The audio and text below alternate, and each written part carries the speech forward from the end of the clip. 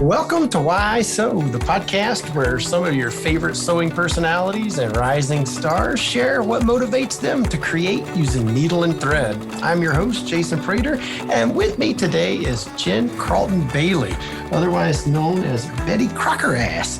We'll get to that later, of course. She is an artist, a quilt designer, and self-proclaimed master of curves. So I am super excited to have her on the show today and learn about why she sews. So, hey, welcome to the show, Jen. Thanks, Jason. And I'm impressed you made it through my name without giggling too much. We'll get there for sure. And I'm sure I'll be giggling some at that point. But hey, look, I'm certain that many of our audience know who you are or have heard about you or been to your website or seen you teaching somewhere, but maybe you can just give us a quick overview of who you are and what you do. Sure.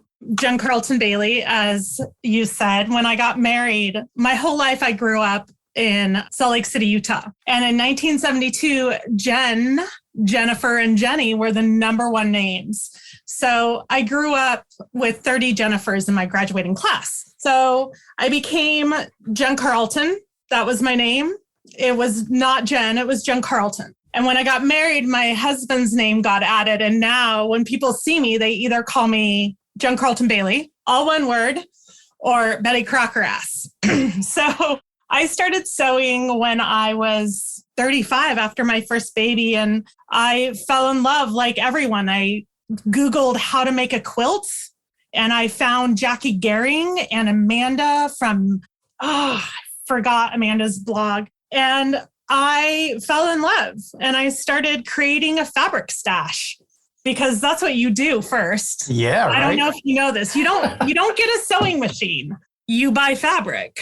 I started collecting fabric, and my husband kind of whispered to me and said, "Do you think maybe you should buy a sewing machine now?" So I went, yeah, that might be good. So I found an old 1972 Husqvarna Viking. And was there intent in that? You picked the year you were born. I mean, come on. I know. I was pretty. I just turned 50, and 72 just happens to be like the number of a lot of things that I own. It was a good year. You don't look 50 at all, by the way. Just FYI. I don't. But so I started sewing, and like I said, I learned from blogs. That's how I learned how to sew. And I took off, and then I learned how to do curves, and I fell even more in love. And then I got to teach and speak and inspire people and learn from people. And that's where we are today. I love it. I talk to so many different people in this podcast whose stories are so different. So many people have the family story where mom taught them to sew from the time they could, walk just about, or grandma or somebody. And then there are the late bloomers who didn't start until later in life. And everything in between. So it's always fun to hear each different person's journey. So I got to ask you, so when you introduce yourself, and I think maybe I know the answer to this, but I mean, do you consider yourself a sewist, seamstress, tailor, quilter, crafter, omni-crafter, embroiderer? I mean, how do you describe what you do primarily? I solve problems. All right. So I started sewing. Let me back up. My oldest was born early. They were 5 weeks early and in the NICU. And in the NICU, they get a quilt and they go home with a quilt. And having a little preemie baby and being a new mom, I was always in tears and like so grateful for this quilt that I got. And I grew up Mormon. I grew up LDS. I grew up playing under quilts that were in a wooden frame. That was my frame of reference. I always wanted people to teach me to sew, but everyone was so busy. It was the 70s. My mom was working 2 jobs and my grandma was busy. And so no one was there to teach me. I mean, all my clothes were handmade when I grew up. I've had a quilt my whole life. So later in life, after I received this quilt at the NICU, I was like, I am going to make quilts. And that's when I plugged it into Google and said, teach me how to make a quilt. But from that, you can make hundreds of quilts, and I have. But there were other things that I needed for example, a bag. Like, I need a bag. How do I make a bag? I'm going to teach myself how to make a bag. Oh no, now I need one with zippers. So let me learn how to insert a zipper. And thank goodness for the internet, because it's nice and quick, whereas the library was a little slow back in the day. So I solve problems. I'm like, there's food getting on my floor. I want a rug. I'm going to teach myself how to do it. So I'm a maker. I'm a problem solver. And as I look out my window right now, I see my husband also making something, which is a huge structure called Quilt Fort that he's currently building for me. Oh, man. And it's a 15 by 24 mid-century modern studio. Wow. So that sounds awesome. We're a family of makers, and I'm glad I found that in my life at an older stage. That's fantastic. So, you said your first quilt, I guess, was for when you got home with your baby. I mean, that's what drove you. How did it turn out? I think it's pretty damn good. Considering I had no idea what quilting was. I just looked at a blog and Jackie Gehring was doing an improv, cutting a square at an angle. And I was like, what? You can cut angles into squares and then sew it back together. So I made the weirdest little log cabin, improv log cabin. It was Olivia the pig. It was something my kid loved at the time. And I quilted it. I didn't let off the feed dogs at all. I just shoved it under, went. And it turned out great. And I still have it. I love it. I'm proud of it because I started it and I finished it. Even though there were frustrations along the way, I still got there. And I loved it in the end. I love it. I love it. So did you ever stop to get formal training, go and study under somebody, work at a local sewing machine dealer, take classes, any of that stuff? Or was this all 100% self-taught online? I took a couple classes. I signed up for a local dressmaking class. I wanted to learn how to do that, but that was an advanced class. So I first had to take a zipper making class. And when I got into class, bless that teacher's heart. I mean, isn't that what you say in the South? Bless your heart. Bless your heart. Bless your heart. I ended up teaching that class. Like, okay, if this is what teaching is like, first of all, I can do it. Second of all, I need to pick my teachers better. So I happen to be part of a sewing group in Portland, Oregon that contained some really big named sewers. Kristen Link, who used to run Sew Mama Sew and does, forgot what she does now. She has a sewing business as well. Elizabeth Hartman, who does all the fun animals. Violet Craft, all these big sewists. And here I was brand new. And thankfully, they took me under their wings. And when I would sew with them, I'd hear Elizabeth come up and go, "What you doing, Jen?" What do you mean, Elizabeth? She's like, "Can I show you a better way? Let me show a different way." So it was really just by making mistakes in front of my sewing group and having them be kind enough to be like, "Let me help you here. Let me show you." And I finally got to take a class from Jackie Gehring, which she's always on my shoulder. I don't know if you've met her, but she's a wonderful. I have not. I know the name very well, but no, I have not had a chance to meet her. Yeah, maybe she needs to be on the podcast. She should. She really should. She's always on my shoulder. I've got Jackie right here, and I've got Sean Kimber, another one of my mentors.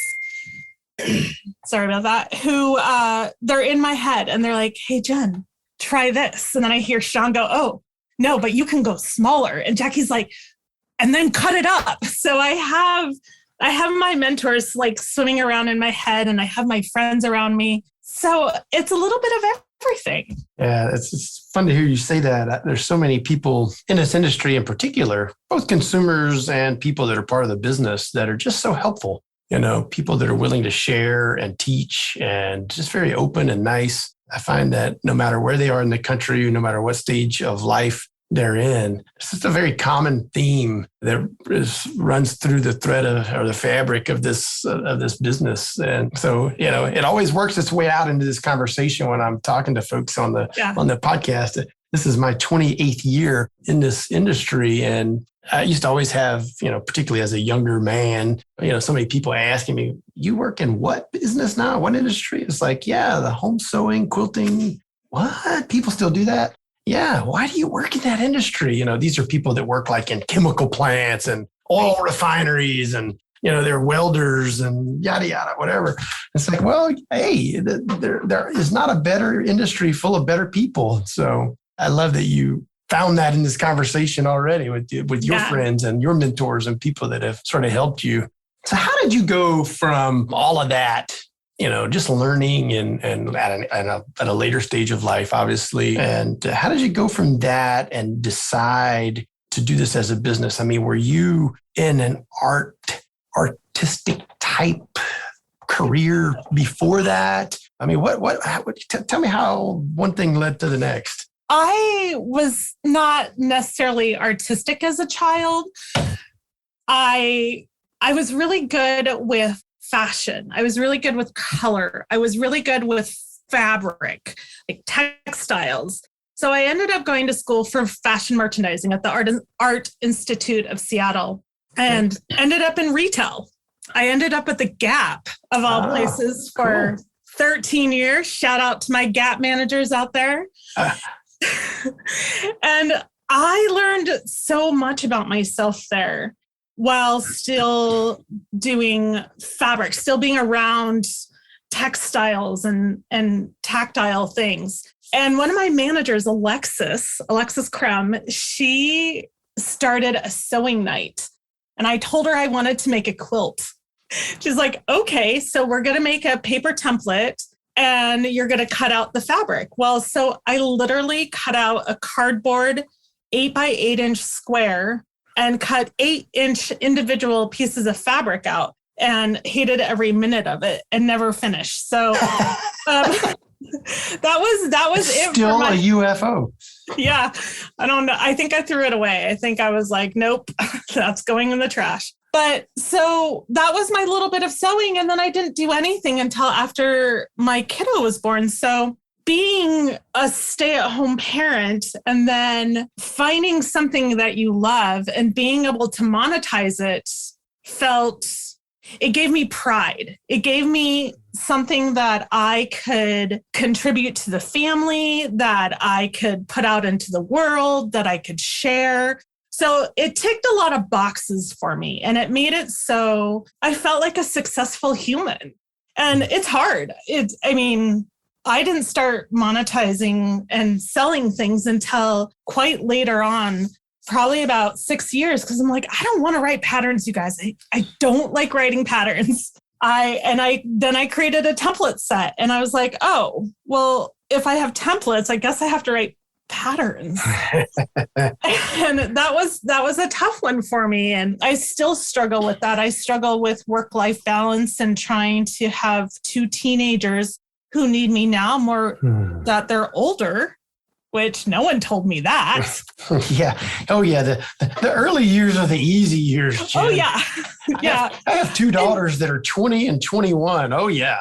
Teenage daughters? Are you kidding? Those are the difficult years. Yeah, and so I struggle with that, but the pandemic helped a lot because I had to stop traveling for teaching. And because I went from, back to your question, long story short, I went from being in retail to not having a job outside of the house to then now having online quilt business, teaching business. And it just kind of was a lot.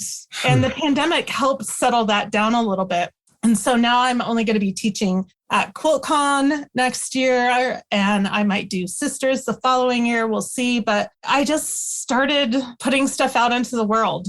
I think that might answer your question. Yeah. Hey, we'll get to see you in Atlanta in QuiltCon. Yay. Yes. Well, I'll switch gears on you a little bit. So, what do you love to sew?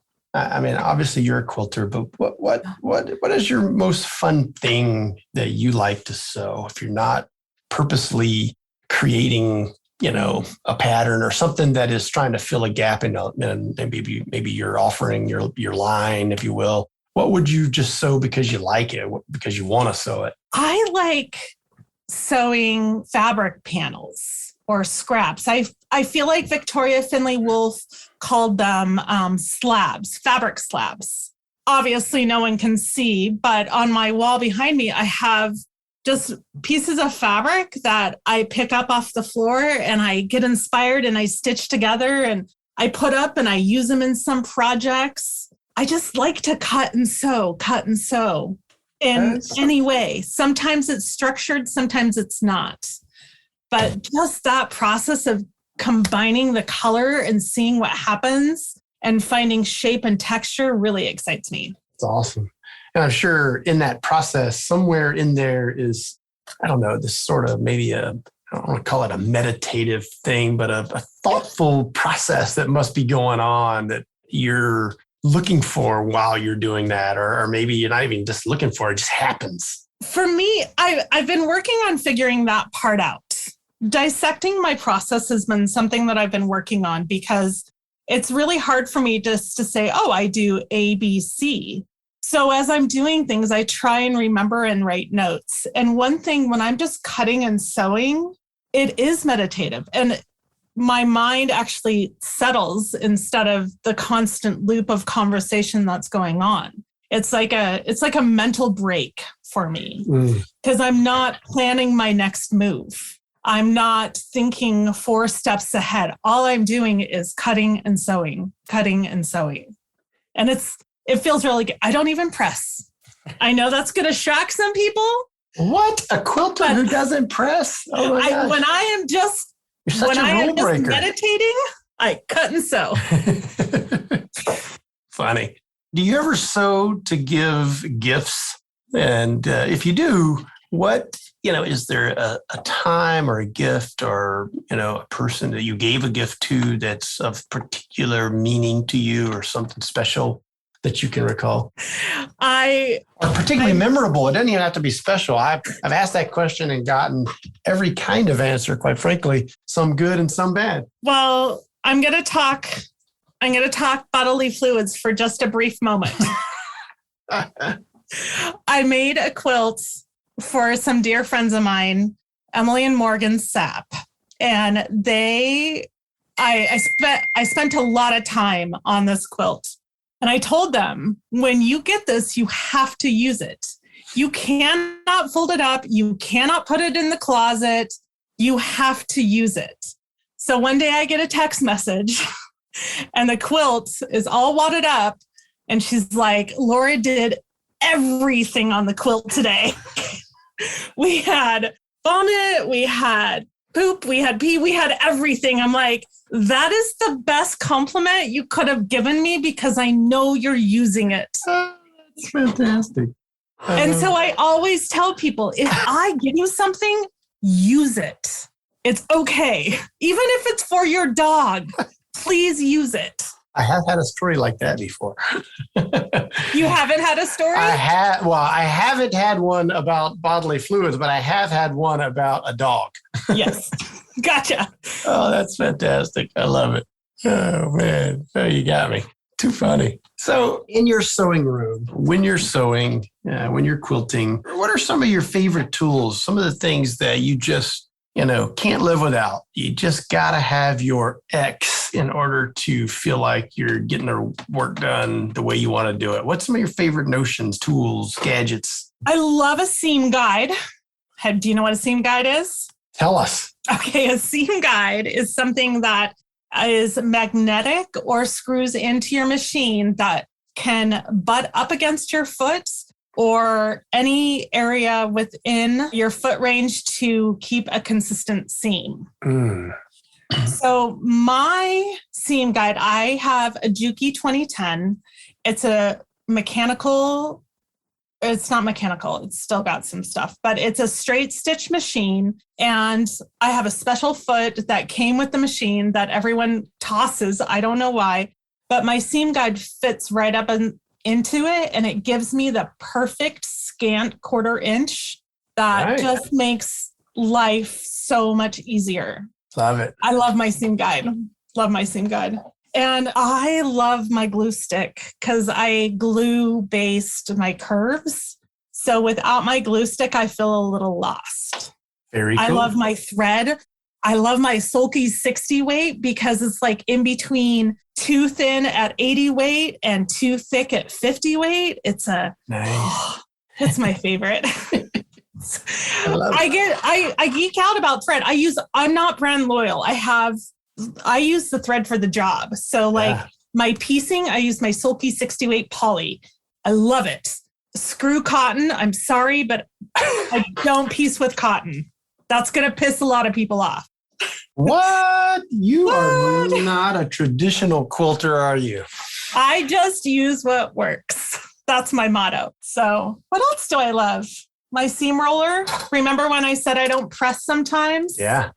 I have a seam roller that does it for me. I just demonstrated for Jason, but you guys can't see it. I love those little things. They're like little mini steamrollers, you know? Exactly. My husband borrowed it to help put the roof membrane on my quilt fort. There you go. Multifunction too. He can use it in his building and you can use it in your quilting. I love it. Exactly.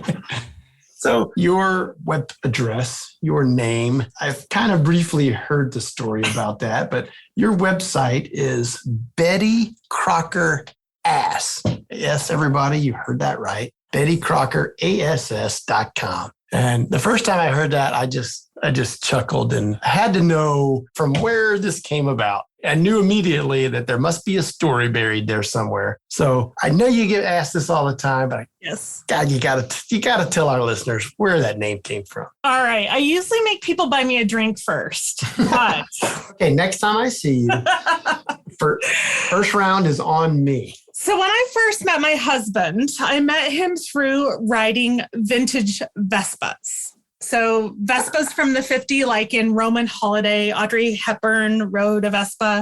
And we were in a scene, just like a quilting group, there's scooter groups. And there was a girl that I knew. We both lived in Seattle together and we both moved to Portland, Oregon at the same time. And we were friends. We'd go to scooter rallies together and, drink and be debaucherous and ride around.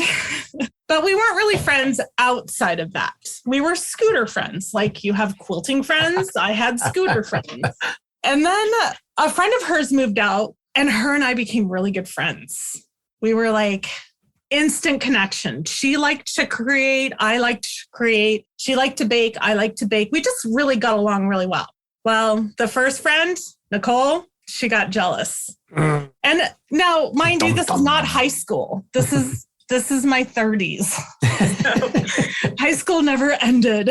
But one night we're in a bar and it's a very small bar, very, very small. And she's a little tipsy and she's talking to her friend, Angie, who moved out here, who I connected with. She's like, you and Jen, you guys are just doing stuff without me. I can't believe this.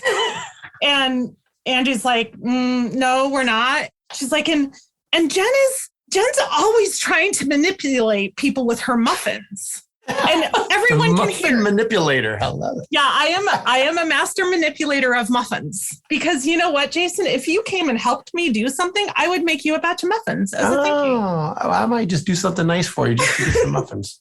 Right. So Angie's just listening to her and she's like, yeah, and she's just, with those muffins and she's just a Betty Crocker Ass. She yells it over the whole bar and everyone is silent. And I'm like, what do I do? I'm like, yeah, I guess I kind of am. I like to bake. I'm kind of a jerk sometimes. I've got a big butt. I don't know, whatever. Betty Crocker Ass. And the next year we have an annual clown scooter rally where we dress up as clowns. And I dressed up as Betty Crocker Ass the clown. So I was a 50s housewife carrying around a basket of peanut butter balls and muffins, handing it out to everyone. I was a little passive aggressive back in those days. That's the best ever. And so she's still mad at me to this day, 20 years later. No, she's not. No way. But she doesn't remember why. So, it just kind of stuck. I tattooed it on myself. It's on my arm and I haven't been sued yet. So Knock on wood. I guess when you put ass behind it, that kind of changes everything, right? It does. And I've grappled with changing my name for a really long time because it can offend some people. And I don't want to offend. It's just a funny nickname that happened to stick, and some people chuckle and some people scold. And when I tried to change it, it just didn't feel right. It's like going back to just Jen Carlton instead of Jen Carlton Bailey. I don't know. Just I love it. But it's certainly memorable. Yeah. Yes. It's certainly unique. I love it. And it has a story. Anything with a story behind it like that, how could you not like it? Right? Right. Even though it was out of spite. Right. It's still a good story. That's fantastic. Oh, man. So, you just adopted that as your official website, like your business name, everything. Yep. I love it. It's my registered business name.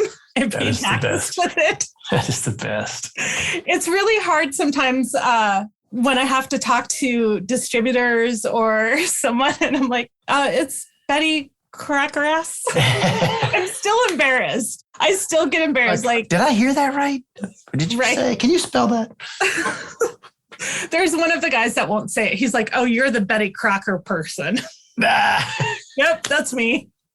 Too funny. This is the best story ever. So, are there any people? You've obviously had this journey where you happen to be in an area of the country in Portland with a lot of really well-known sewing people in your group. And you kind of named a couple of people. So maybe this is somewhat redundant, but are there any people, specifically makers, that have been influential in your sewing life that you really admire or look up to in some certain way that just have helped you or just been, somehow impactful on your sewing career? Yeah.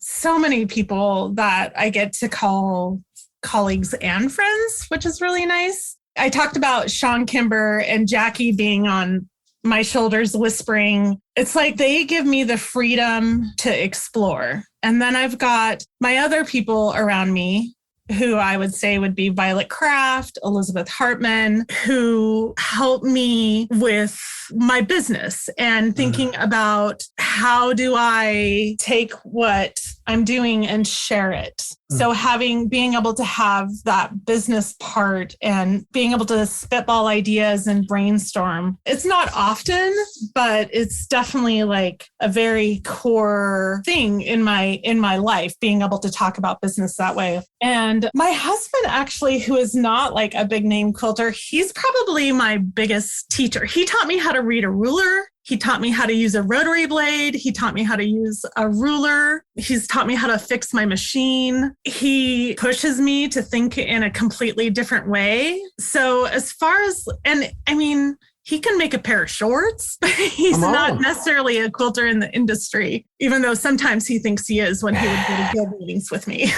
But he's a maker all the same. He's a maker all the same. So I feel like I have a huge cheering crowd around me that is impactful and supportive. Elizabeth Daxon of the Modern Quilt Guild, she runs QuiltCon, and she's a friend of mine who also helps me with the business end as far as just like sharing ideas and exploring new ways to do things. And she pushes me with my classes, my class offering.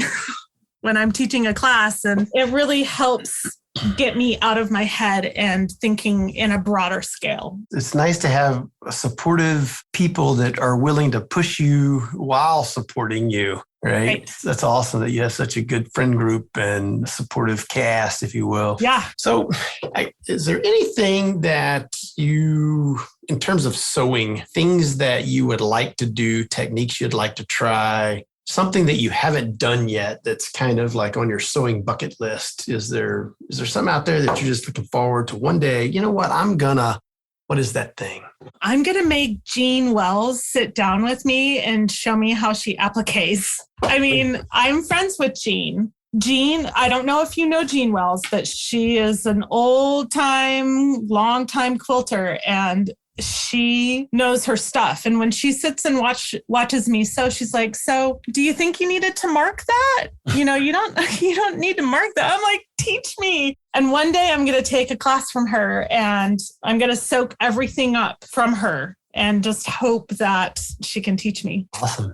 I'm not familiar. So is this hand applique, machine applique? Yeah, she hand appliques. So she does a lot of needle turn applique, which is very delicate work. My handwork tends to be more bulky, I guess, textual. And I really would like to practice some finer skills, I guess, if you would. It'd be like going from a dressmaker to a couture maker. Okay. That's how I visualize it. Yeah, awesome. So what do you do when you're not sewing? You already mentioned baking. What are some things you find enjoyable outside of sewing? Since sewing is not only your hobby, but also your business. I assume you sometimes need to escape that. What are the things that you like to do? Well, as a lot of women in their late 40s do, I took up gardening several years ago and learned how to take care of outdoor plants, which has been really frustrating and fun and exciting. And I have learned that digging a $50 hole for a $5 plant can really make a good plant, and that it's okay to take a little bit extra time to dig. So I do, I'm not a big outdoorsy person. I like being inside, but I have really enjoyed doing some gardening and some planting and watching my flowers grow. And for my 50th birthday, my husband is getting me a dog. So for the next 3 years, I will only be doing dog stuff. I know from your bio that you like cats. Yes. So now the cat lady is getting introduced to the dog world. Well, I've always had dogs. I haven't. We had two that passed right soon after each other. So we took a 10-year break, and no longer than that, 15-year break. So I'm ready. I'm finally ready. It's crazy to think that. But the cats will need to deal because it's my dog, it's my puppy, and they'll be fine. Should be fun around the Bailey household for a while. Oh, and we have a turtle too. So, we're busy. I love that. Well, I always end this podcast with a particular question that I'm pretty sure I probably know how you would answer it, but it's more kind of a statement, I guess, but I'd like to hear how you feel about it. I've always said as an industry that we don't really sell patterns. We don't sell thread or notions or fabric or,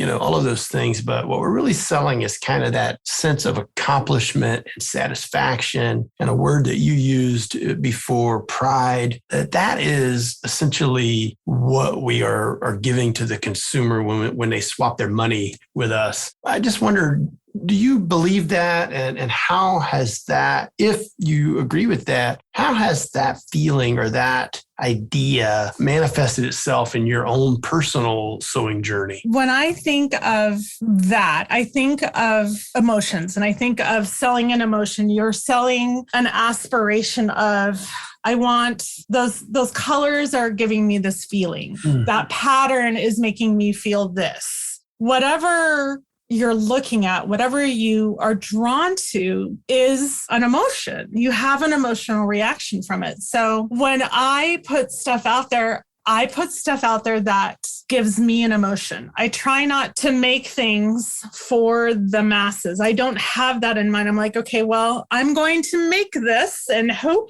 that people like it because I love it too. And when people meet me in person, I feel like everything clicks for them. Like my artwork clicks, my quilting clicks, my name clicks. Everything is like, oh, yes, I met you. You are a very outgoing, bubbly person. I'm really not. Come on. I mean, I am. Let's be real. I am, but it's because it's my emotion. It's my passion. It makes me happy. Sometimes it makes me sad and frustrated, but for the most part, my emotional reaction and what I'm trying to give to other people is that pride, that emotion that they feel, whether it's about color or shapes or fabric or texture, whatever it is, it's that satisfaction. I think you mentioned that, of having something that you've made with your hands and you created a positive reaction, a positive emotion in someone else as well. And that feels really good. Yeah. It's powerful stuff, isn't it? It's fun to be part of an industry that, provides people with the stuff they want, the stuff they desire, maybe crave even is a good word, versus things that they need or have to have. It's like, that's a pretty fun thing to be a part of. Yeah, for sure. Well, thank you for agreeing to be on the podcast. I've enjoyed talking to you, and I'm sure our listeners will love listening to this episode and learning more about you. Thanks for sharing your story with us. Thank you, Jason. I appreciate it so much. So if the listeners want to learn more about Jen Carlton Bailly, they can go to bettycrockerass.com, right? So that's BETTY Crocker, CROCKERASS.com, right? That's right. Fantastic. Well, you can learn all about Jen and what she does. She's got some fabulous patterns. She teaches at shows and other places around the country. So check out her website. And Jen, it's great talking to you. And hopefully I'll see you around outside in person at some point here. Yeah. Excellent. Thanks, Fantastic. Jason. Thanks again. Thank you for listening to Why Sew with Sulky. Be sure to subscribe to the podcast and join us again for more fun stories that are sure to inspire your creativity. You can find more info and links for today's episode at sewingonline.sulky.com.